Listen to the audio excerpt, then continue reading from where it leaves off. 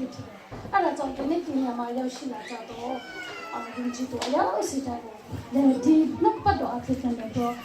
ခွန်အားပေးတိုက်တွန်းချင်တာဖြစ်တယ်လို့ဒီမှာဝင်နေချင်းကြုံတန်ဒီလိုတေးချင်းနဲ့ကြုံတွေ့တဲ့အချိန်ထဲမှာဟုတ်ကဲ့အသက်တာမှာခက်ပုံမြောက်ဆောင်လူရမ်းတနည်းမဟုတ်တော့တနည်းကြုံတတ်ကြတဲ့ခက်ခဲပေါ့နော်ခက်ခဲတဲ့အရာတွေပြဿနာတွေဒါပေမဲ့ဒီအရာထဲမှာဒီနှုတ်ပတ်တော့ဒါအဖြစ်ပေါ့နော်ကျမတို့ပြန်လေးပြီးတော့ခွန်အားယူတော့အသက်ရှင်ကြရအောင်ဆိုရဟာကိုကျမပရမဥစွာနဲ့တော့ချင်တဲ့ပရမဥစွာနဲ့ကျမဒီနေ့ဇုတုလို့ဟောမှာမဟုတ်တဲ့အတွက်ကြောင့်ကျမဒီချမ်းပိုက်လေးကိုတော့ဒီလိုဖြစ်ဖြစ်ဇုတုလို့လည်းပေါ့နော်ကျမပတ်တော့ချင်တဲ့ညတော့အဖြစ်ပမာနားလေတဲ့လူတွေကြည့်ပါပဲဒါပေမဲ့ခုနကတယောက်နှစ်ယောက်ရှိခဲ့တော့ဆိုရပေါ့နော်စိတ်နဲ့ကျမတကယ်ပဲဒီနှုတ်ပတ်တော်အဖြစ်ချမ်းပိုက်လေးအဖြစ်ဟောပေးချင်တဲ့အတွက်ကြောင့်ပရမဥစွာဇုတုလို့ကျမပတ်တော့ချင်တယ်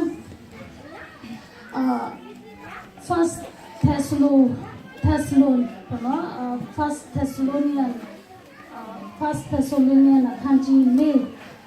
ခန်းကြီးလေးအပိုင်းနဲ့73ကနေကျွန်မဖတ်တော့ချင်တယ်။ဦးတေလိုဟဲငဲဝီနောအဝီလီပေါ်မီတာဟဲနငဲထဟိုတေနငဲထခုနောလာအချီဟဲပေါ်ကောင်လာခါ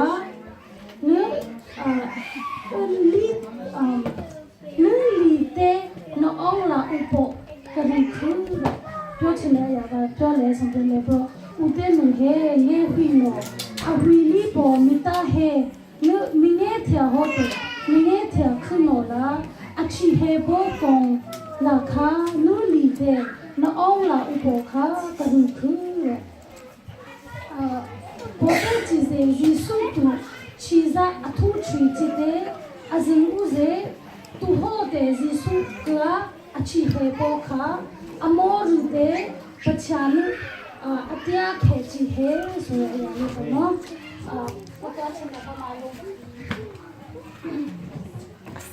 တတလုံးနဲ့ဩဝါဒစာပမာစာဆောင်အပိုင်နဲ့လေးအခန်းကြီးလေးအပိုင်နဲ့73ကနေကျွန်မဖတ်တော့ချင်တယ်ညီအကိုတို့မျောလင့်ခြင်းမရှိတော့အခြားသူတို့ဒီဝိနည်းတကယ်တော့တင်းတို့ဒီဝမနေမိအကြောင်းအိပ်ပျော်တော့သူတို့အမှုအရာကိုမသိတဲ့နေစေခြင်းကငါတို့အလိုမရှိယေရှုဒီတေပြီးမှတဖန်ထမ်းမြောက်တော်မူခြင်းကိုငါတို့ဒီယုံတင်ထိုနည်းသူယေရှု၌အိပ်ပျော်တော့သူတို့ကိုလည်းထိုသခင်နဲ့အတူဖျားသခင်ပို့ဆောင်တော်မူလေပြီဖတ်တော်ရဲ့ကြံပိုက်ပေါ်ဖျားရှင်တို့ဖာရောက်စီရင်တော်ကောင်းချီးပေးပါစေအာမင်ကျမတို့ရဲ့အသက်တာမှာလေမုန်တိုင်းစတဲ့ဘောနော်ကျမတို့မမျှော်လင့်ဘဲနဲ့ဖြစ်လာတဲ့အရာတွေကအများကြီးဖြစ်တတ်တယ်ဒီနေ့ဖြစ်နေတဲ့အရာကိုလည်းကျမတို့ပြန်နေပြီးတော့စဉ်းစားနေဆိုတော့ချင်းနေဆိုတော့မမျှော်လင့်တဲ့အရာတစ်ခုဖြစ်နေတယ်။အပြီးခဲ့တဲ့နိုင်ပိုင်းလေးမှာပဲသားသမီးတွေနဲ့ကိုအဖေမေနဲ့မြေးတွေနဲ့စကားပြောသေးတယ်ကောင်းကောင်းလေးဘောနော်ဒါပေမဲ့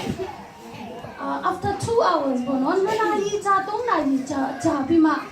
မမျှော်လင့်တဲ့အရာဖြစ်လာတယ်အဲ့ဒါကျမတို့ကျမ်းစာမှာကြည့်မယ်ဆိုတော့မုန်တိုင်းဘောယေတပည့်တော်တွေနဲ့ယေရှုတစ်ဖက်ကကိုဖို့ရအစီအစဉ်နေတဲ့အချိန်မှာသူတို့ကတပည့်တော်တွေကနဲ့ယေရှုနဲ့အတူတကွလှေပေါ်မှာတက်ကြတော့သူတို့မျှော်လင့်တဲ့မုန်တိုင်းဆိုတာရေကြီးခြင်းလေမုန်တိုင်းတိုက်ခိုက်ခြင်းဆိုတာသူတို့မျှော်လင့်မထားပါဘူးဒါပေမဲ့ရုပ်တရက်နဲ့ဖြစ်ပေါ်လာတယ်ထိုနည်းသူဆိုပဲကျမတို့ရဲ့အသက်တာမှာဘယ်သူမှလူတို့တယောက်ဒီတေးမယ်ဆိုတာကိုတော့ကျမတို့သိတယ်အုံနောက်နဲ့သိတယ်ကျမတို့နှလုံးသားနဲ့တကယ်လက်ခံဖို့ကတော့ခက်တယ်ဒါပေမဲ့ဒီအရာတွေဟာလူကြီးလူငယ်လူငယ်လူအပေါ်တော့အပြိုမခွဲခြားပဲနဲ့ suddenly ဘောနော်မမျောလင့်ပဲကျမတို့ကြုံတွေ့တတ်တဲ့အရာဖြစ်တယ်ကျမတို့တွေ့နေတဲ့အရာတွေဖြစ်နေတယ်အဲ့ဒါကြောင့်ဒီမုန်တိုင်းကြားထဲမှာလည်းဒီနေ့ထိုဖျားသခင်ကယေရှုခရစ်တော်ဟာတပည့်တော်တွေနဲ့အတူရှ ရှိနေတဲ့အချိန်မှာဒီနေ့သူတို့ရဲ့စိုးရိမ်တုန်လှုပ်ခြင်းတွေဟာယေရှုနဲ့အတူရှိတဲ့အချိန်မှာသူတို့ရဲ့မုန်တိုင်းကိုငြိမ်းစင်တော်သူဟာယေရှုဖြစ်တဲ့ဟာလေလုယာအဲ့ဒါကြောင့်ဒီနေ့ကျမတို့ရဲ့အသက်တာမှာဘလို့ပဲဖြစ်နေပါစေဘာပဲဖြစ်နေပါစေကျမတို့ရဲ့အတူရှိလို့တော့ယေရှုကိုကျမတို့ညှို့ပြီးတော့အသက်ရှင်ဖို့ရအတွက်အင်တာမှာအရေးကြီးတယ်ဆိုတဲ့အရာကိုပေါ့နော်ကျမတို့ရဲ့အသက်တာမှာတင်နေပြီးတော့ဆင်ခြင်ဖို့ရအတွက်လိုအပ်နေတယ်ခုနကမမျောလင့်တဲ့အရာတွေဖြစ်တယ်တနေ့ကျတော့ကျမကားမောင်းတဲ့ချိန်မှာကားမှာAM ပေါ့နော် FM ဆိုတဲ့ဟာတွေရှိတယ်မလား FM AM ဆိုတဲ့ဟာတွေကျမက AM ကိုအများအားဖွင့်တဲ့အဲ့နေရာမှာ Christian channel အများအားလာတယ်1611ဆိုတဲ့ဟာလူငယ်လေးတွေအဲ့ဟာကိုဖွင့်ကြပါကားမောင်းတဲ့အချိန်မှာအင်မတန်မှခွန်အားယူစရာဖြစ်တယ်တရားလူတွေသက်သေခံတဲ့အရာတွေသူတို့ရဲ့အသက်တာမှာ sharing လုပ်တဲ့အရာတွေပေါ့နော်သူတို့အမြဲတမ်း sharing လုပ်တယ်ပြီးတော့သူတို့ရဲ့အသက်တာမှာတန်တရားရှိတဲ့အရာတွေကို share တဲ့ channel လေးတစ်ခုဖြစ်တယ်ကျွန်မအဲ့မှာအမြဲတမ်းကျွန်မအဲ့ဒါကိုဖွင့်ရင်းနဲ့ဒီဟာမဖြစ်လေခင်မှာပဲနေ့ရက်မနေ့က Friday နော်မနေ့ Friday Thursday မနေ့မှာအဲ့ဒီဂျိုလေးကိုပြန်ဖွင့်ပြီးတော့ကားမှာကျွန်မနားထောင်လိုက်တဲ့အချိန်မှာဒီတေချင်းတရားနဲ့သူတို့ကဆွေးနွေးနေကြတယ်ဆိုတော့ဆွေးနွေးနေကြတယ်အဲ့ professor တယောက်ကပြောတယ်ဒီတေချင်းကဖျားနဲ့ပဲဆိုင်တယ်ဖျားလက်ထဲမှာပဲရှိတယ်ဆိုတဲ့အကြောင်းကိုသူကရှင်းပြတဲ့အချိန်မှာအဲ့လိုရှင်းပြပြီးတော့အဲ့နေရာမှာသူတို့ကဖုန်းနံပါတ်တစ်ခါလေးပေးတယ်ဒီကိစ္စနဲ့ပတ်သက်ပြီးတော့ဘောနော်ဆွေးနွေးချင်တဲ့လူတွေဖုန်းခေါ်ပါဆိုတော့ချက်ချင်းဖုန်းခေါ်ပြီးတော့ချက်ချင်းဘောနော်ဖုန်းခေါ်လို့ရတယ်တစ်ခါလေးအဲ့ဆရာနဲ့ပြောလို့ရတယ်အဲ့တော့professor တွေတကယ်ဘောနော်ပညာတတ်ပြီးဖြစ်နေတယ်အဲ့တယောက်ကဖုန်းခေါ်တော့သူကပြောတယ်ဆိုတော့ကျွန်တော်ကတော့တဲ့တန်တရားရှိတယ်ဖျားနဲ့ဆိုင်တယ်ဆိုတဲ့အရာကျွန်တော်တန်တရားရှိတယ်တဲ့လူရဲ့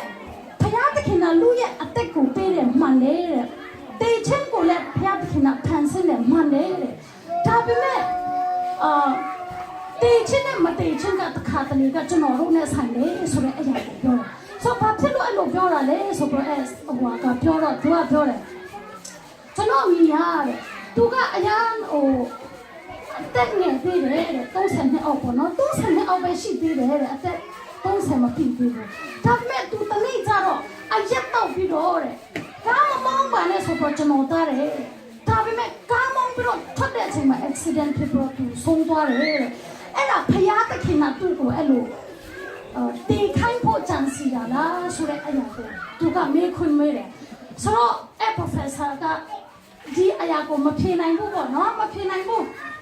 ဆိုတော့တခြားအရာနဲ့ထင်လိုက်တယ်ဆိုတော့ဒီအရာကိုဘာဖြစ်လို့ကျွန်မကပြောချင်တယ်လဲဆိုတော့ခဏလေးချန်ပြန်တော့သူတို့တကယ် evangelist တယောက်ကအိန္ဒိယဘက်မှာရှိတဲ့ evangelist တယောက်ကသူ့ရဲ့တပည့်တယောက်ကအေးမကောင်းဖြစ်တယ်သူဟာဖယားသခင်စီမှာအချင်းချင်း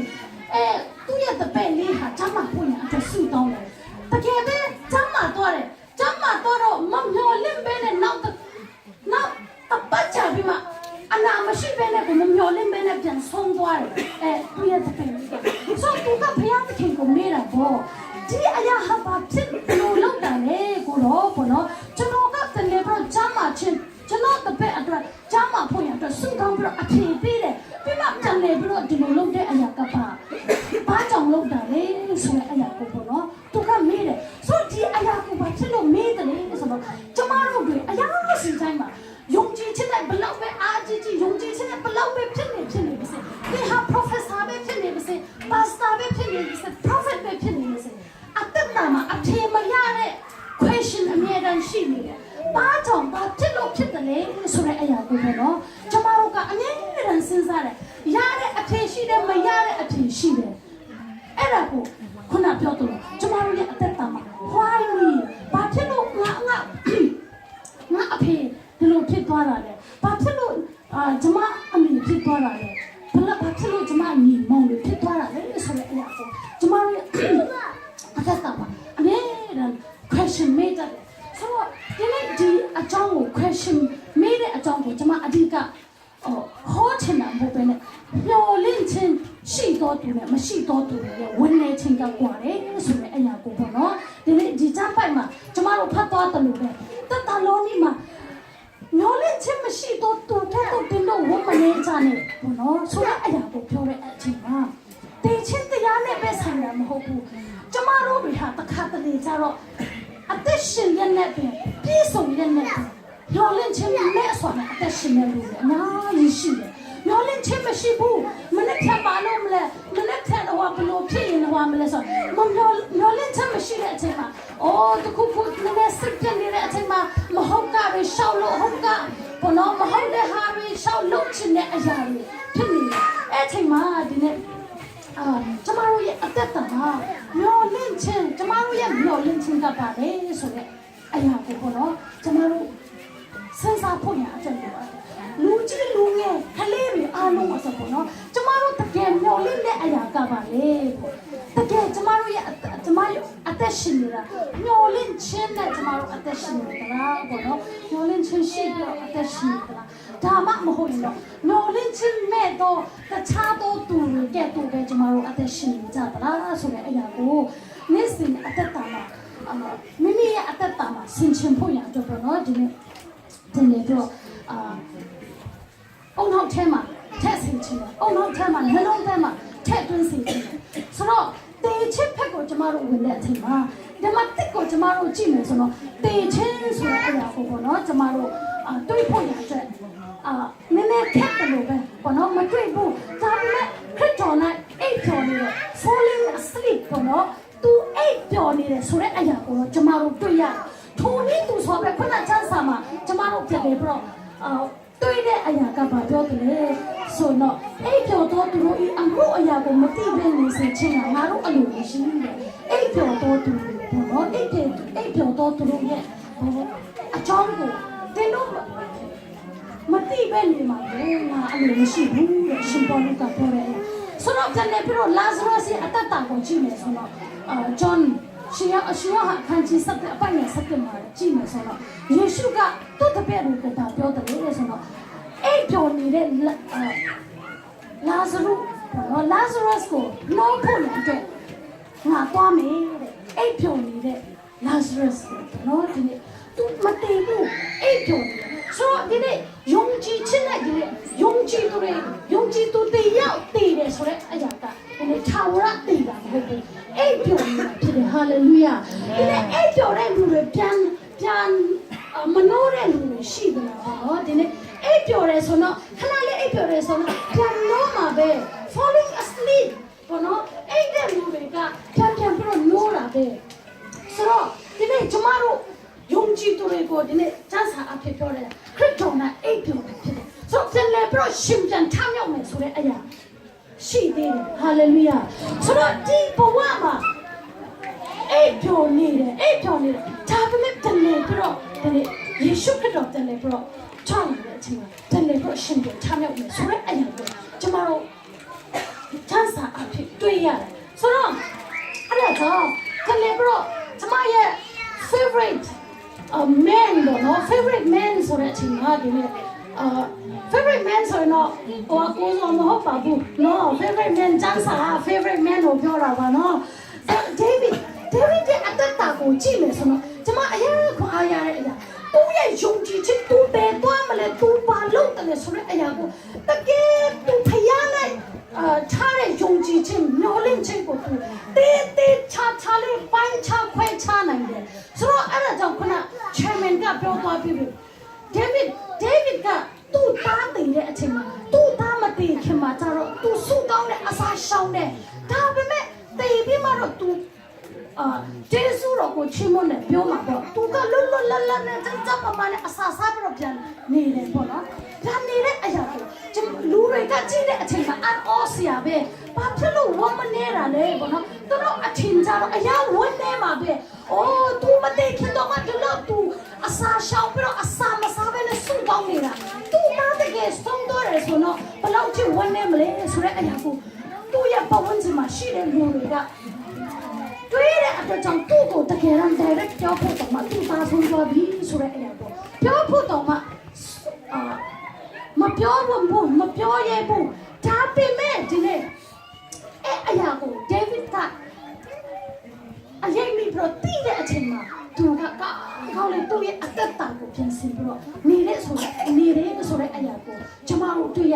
အဲ့လိုနေရတဲ့အကြောင်းကဘာဖြစ်လို့လဲဆိုတော့သူကပြောတဲ့အရာငါသူ့သားဟာတဲ့ဒီမှာသူ့စီမှာငါစီမှာပြန်မလာနိုင်တော့ဘူးတဲ့တော့တော်ညာပဲသူရှိတဲ့နေရာမှာငါတနေ့ချမ်းပြန်တော့မယ်ဆိုတော့ပြောရင်မျောလင့်ခြင်းသူကောင်းကင်နိုင်ငံတော့မယ်သူ့သားနဲ့ပြန်တွေ့မယ်ဆိုတဲ့အရာကိုကောင်းလို့ဆိုတဲ့ဒီနေ့သူရဲ့အတ္တကစိတ်ချမှုရှိတယ်ယုံကြည်စိတ်ချမှုရှိတယ်ဆိုတော့ဒီမှာရှိနေတော့မိတ်ဆွေယုံကြည်သူသားသမီးအရောက်စီတိုင်းပေါ့နော်ကိုအဖေအရင်သွားတဲ့လူရှိမယ်ကိုအမေအရင်သွားတဲ့လူရှိမယ်သားသမီးတွေအရင်သွားတဲ့လူရှိတယ်တင်မှာဒေးဗစ်ကတော့ယုံကြည်ခြင်းရှိသလားသူနဲ့ပြန်တွေ့ဖို့ရတယ်အရင်သွားနေတဲ့သူနဲ့ပြန်တွေ့ဖို့ရတယ်နော်လင်းခြင်းရှိသလားယုံကြည်ခြင်းထို့ယုံကြည်ခြင်းရှိသလားဆိုတဲ့အရာကိုပေါ့နော်ကျွန်မအသက်တာမှာစစ်ဖို့ရအတွက်လိုအပ်တယ်ဆိုတဲ့အရာကိုဒီနေ့ကျွန်မပြောသွားချင်တယ်ဆိုတော့မျောလင့်ခြင်းမရှိတဲ့လူတွေကဘယ်လိုအသက်ရှင်တယ်လဲဆိုတော့မျောလင့်ခြင်းမရှိတဲ့အချိန်မှာတေးချင်းတဲ့မဟုတ်ဘဲနဲ့ဘဝမှာတို့ရဘဝမှာမျောလင့်ခြင်းမရှိတဲ့အချိန်မှာလူတွေဟာညောင်မြဆိုဘဝဖြစ်စီကြတယ်ဆေးအားဖြင့်ဖြစ်စီတဲ့လူရှိတယ်အရှင်အားဖြင့်ဖြစ်စီတဲ့လူရှိတယ်သူတို့ဟာနဲ့သူတို့ဆုဆိုင်တဲ့လူတွေရှိတယ်ဘာဖြစ်လို့လဲသူတို့မှမျောလင့်ခြင်းမှမရှိတာသူတို့ကိုကယ်နိုင်တဲ့သူမှမရှိတာသူတို့ကိုထာဝရအသက်ဘောနော်ထာဝရအသက်ရှင်ခြင်းထာဝရအောင်မြင်ခြင်းကိုပေးပိုင်တော့သခင်ရှိတယ်ဆိုတာသူတို့မှမသိတာအဲ့ဒါကြောင့်သူတို့ရဲ့ဝန်နေခြင်းကအဆုံးရှိနေတယ်သူတို့အဲ့ဒါကြောင့်ဒီနေ့ရှင်ပေါလုကပြောတယ်သူတို့ကတော့ဒီလိုအသက်မရှင်ကြနဲ့ဒီတေချင်းအဖြစ်ပဲဒီနေ့ရှင်ပေါလုကအဲ့မှာရှိတဲ့အတင်းတော်မှာရှိတဲ့ယုံကြည်သူတွေကိုခွန်အားပေးတာဖြစ်တယ်ဆိုတော့တေးတဲ့လူတွေပြန်ရှင်ပြန်ထမြောက်မယ်ဆိုတာဒီလိုမသိဘူးလားတဲ့ယေရှုနဲ့တည်းကရှင်ပြန်ထမြောက်မယ်ဆိုတာဒီလိုမသိဘူးလားတဲ့ဒီလိုသိဖို့ကြလို့အပ်တယ်တဲ့သူတို့ဟာတည်းကရှင်ပြန်ထမြောက်မယ်တဲ့တည်းကအသက်ရှင်နေတယ်အဲ့ဒါသိဖို့ကြလို့အပ်တယ်ဆိုတော့အဲ့တည်းကရှင်ပြန်တဲ့လူတွေကိုတည်းကတွေ့ဖို့ရတယ်ဒီနေ့ကျွန်မနဲ့ဒီနေ့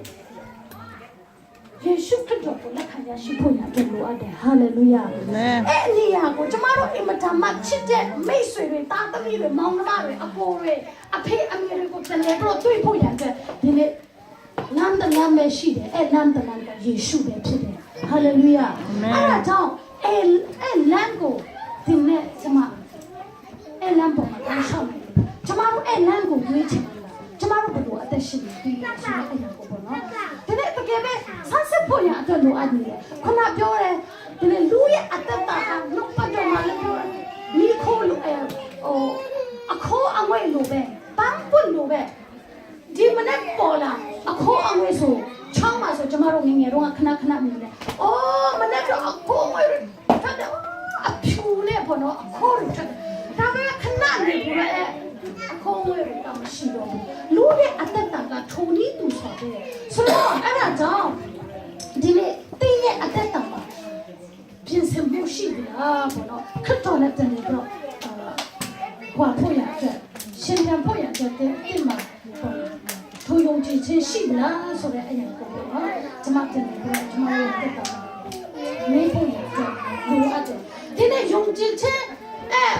ထာဝရအသက်ကိုယေရှုခရစ်တော်ကိုမရသေးတော့သူရဲ့အသက်တာမှာကြောင့်တော့ဒီနေ့ဥပမာတယောက်ကကိုယ့်ထက်အရင်သွားတယ်ဆိုတော့ထာဝရလမ်းခွဲခြင်းဖြစ်နေပြီထာဝရလမ်းခွဲခြင်းဖြစ်နေပြီကိုယ့်အဖေအရင်သွားတယ်ကိုယ့်အမေအရင်သွားတယ်ကိုယ့်မိကိုမောင်မတွေအရင်သွားတယ်ဆိုတော့တင်းရဲ့အသက်တာမှာတင်းအမထမချစ်တဲ့သူတယောက်ကိုတွေ့ချင်တယ်ဒါပေမဲ့တင်းရဲ့အသက်တာမှာထိုနေရာကိုပြန်လဲပြီးတော့ပို့ဆောင်ပေးတော့သူသခင်ယေရှုခရစ်မရှိရင်တော့တင်းမှာကမျှော်လင့်ခြင်းမရှိတော့ဘူးထာဝရခွဲခွာခြင်းဖြစ်နေတယ်ဒါပေမဲ့ဒီနေ့ယုံကြည်သူတွေတည်ခြင်းယုံကြည်သူတွေခရစ်တော်နဲ့အိတ်ကိုချင်းဆိုတာပြန်လဲပြီးတော့ရှင်ပြန်ထမြောက်တဲ့နေ့ကိုကျွန်တော်တို့မျှော်လင့်တဲ့လူတွေဖြစ်တယ်အဲ့ဒါကြောင့်ဒီလူတွေကမျှော်လင့်ခြင်းရှိပြီးတော့ဝန်နေတော်သူဖြစ်နေတယ်ဟာလေလုယာဆိုတော့ဒီနေ့ကျွန်တော်တို့ရဲ့အသက်တာမှာကျမတို့ဆင်ခြင်ဖို့ရအတွက်လိုအပ်တယ်တင်းရဲ့အသက်တာမှာတကယ်ပဲစိတ်ချမှုရှိသလားဘာဖြစ်တဲ့လူတွေနဲ့တည်းလည်းဘရောတင်းဖို့ရအတွက်စိတ်ချမှုရှိသလားဆိုတဲ့အရာကိုပေါ့နော်ကျမတည်းလည်းဘရောဝင်ရချင်တာဆိုတော့ဒီတင်းချင်းတရားဟာယေရှုအတွက်ကတော့ဟာတဲ့ယေရှုလည်းကျမတို့ကြည့်မယ်ဆိုတော့တင်းလည်းကားတိုင်းပေါ်မှာတင်းလည်းအချိန်မှာခဏလေးအတော်တော်တော့ disciple တွေသူရဲ့နောက်လိုက်တွေကမျေ ရဲ့ဆရာကသွားပြီးသူတို့ရဲ့ယေရှုကသူတို့ရဲ့မျှော်လင့်ခြင်းကပြီးသွားပြီအဲ့နေရာမှာဒီတိုင်းထရောက်သွားပြီသူတို့ယေရှုတည်းဘရရှင်တန်ထမြောက်မယ်ဆိုတော့သူတို့ရဲ့အသက်တာမှာနှလုံးသားမှာဆွဲလန်းမှုမရှိဘူးပြောခဲ့တယ်ဒါပေမဲ့သူတို့မသိခဲ့ဘူးဆွဲလန်းခဲ့ဘူးကြောက်ရွံ့ခြင်းနဲ့ပဲသူတို့အသက်ရှင်နေဒါပေမဲ့ယေရှုကတော့တော့ရနေမှာရှင်တန်ထမြောက်တဲ့အချိန်မှာဒီတိမ်ချင်းတရားကိုအနိုင်ယူသွားတာဖြစ်တယ်ဟာလေလုယာအဲ့ဒါကြောင့်စာရေးဆရာတယောက်ကပြောလဲဆိုတော့ယုံကြည်သူတွေအတက်တယ်ပြီးတော့ယေရှုတိမ်ချင်းတရားဆိုတော့တဲ့သွားမရှိတော့ကြားခဲ့တော့လည်းဖြစ်တယ်တဲ့တော့ကြားကသွားရှိတော့ကိုင်စားတတ်တယ်တိမ်တတ်တယ်ဒါပေမဲ့သွားမရှိတော့ဘာလို့ရမှာလဲပေါ့နော်အဲ့ဒါကြောင့်ယုံကြည်သူတွေအတွက်တိမ်ချင်းဆိုတာကအဲ့လိုပဲတဲ့ဘာမှဒီတိမ်ချင်းကကျမတို့ရဲ့အသက်တာကိုချိလို့မရဘူးတဲ့ကျမတို့တွေဟာဒီလိုတော့အသက်ရှင်နေတယ်ခဏလေးအိပ်ပျော်တဲ့လူတွေဖြစ်တယ်အဲ့ဒါကြောင့်ဒီနေ့ကျမတို့ဒီနေ့ဘုရားသခင်နဲ့မျှော်လင့်တော့တူဖြစ်နေဖို့ရတော့အိမ်မတမ်းမှာလိုအပ်တယ်ဆိုတဲ့အရာကိုပြောချင်တယ်ဆိုတော့ဒီနေ့ပြီးတော့ဆာလန်23ကအရာကောင်းတဲ့ဂျမ်ပိုက်ဖြစ်တယ်ဆာလန်23ဒေးဗစ်စက်ထားတဲ့ဆာလန်ပေါ့နော်ဒီအရာကအမတမ်းမှာကောင်းတဲ့အရာဖြစ်တယ်ဆိုတော့အပိုက်တပထမဦးဆောင်နေကြည့်နေဆိုတော့သာဝရဖျားတင်ငါဤတိုးချင်းဖြစ်တော်မူ၏တိုးချင်းကတိုးရဲ့ဆန်တိုးပါဖြစ်တယ်လို့ဆိုတာသိတယ်အဲ့ဒါကြောင့်ကျမတို့วันนี้မှာဆိုလို့ခက်ခဲချင်းနဲ့ကြုံတွေ့နေတဲ့အချိန်မှာ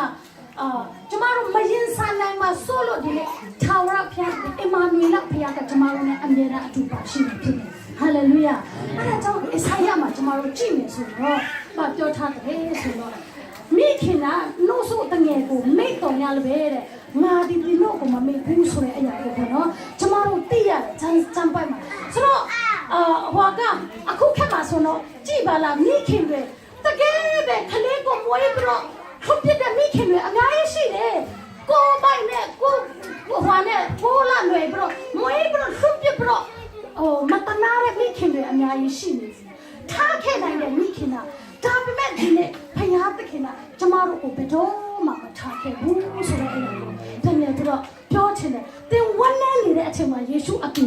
ရှိတယ်သင်ရဲ့မုန်တိုင်းတွေရိုက်ခတ်နေတဲ့အချိန်မှာ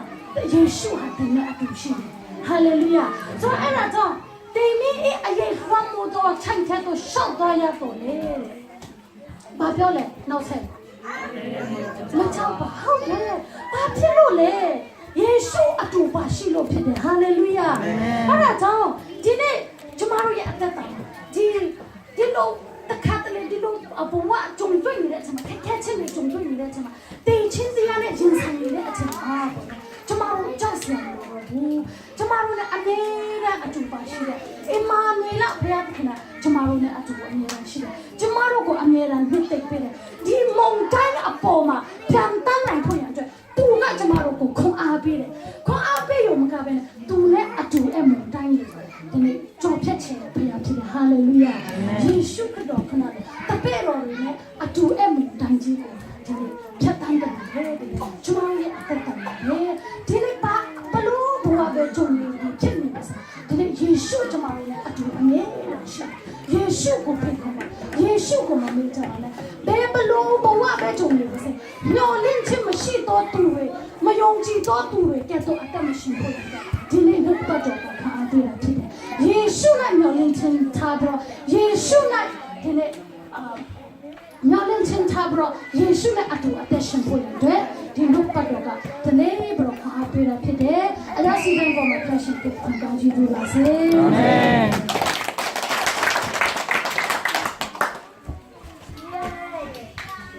Kalau benar dia orang ini nanti ibu nak cuaca mana coba cuaca hari noga coba mana dia lalu besok itu hado thano lah coba yang kerja GBC